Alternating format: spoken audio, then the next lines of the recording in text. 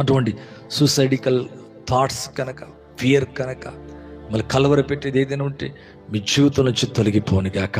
మరి ఒక సహోదరి తల్లిగారు చాలా మంచి తల్లి, అనేక సంవత్సరాల నుంచి నాకు తెలిసిన తల్లి, ఆమె అంటుంది, అయ్యా అనేక ఏండ్ల నుంచి, 1 సంవత్సరం కాదు, 2 సంవత్సరాలు కాదు అయ్యా, దాదాపుగా 15 సంవత్సరాల నుంచి చూస్తున్నానయ్యా, మా కుటుంబంలో అన్నీ ఆర్థికంగా సమస్యలు, అనారోగ్య సమస్యలు, మళ్ళీ వీడుతలేవయ్యా, దయచేసి మా కొరకు ప్రార్థించండి. నిజమే, ఇలాగా అపవాది అనేక సమస్యలు మిమ్మల్ని బంధించి ఉంచవచ్చు, నెమ్మది లేకుండా చేయొచ్చు, మరి కలవర పెడుతూ ఉండవచ్చు, భయపెడుతూ ఉండవచ్చు.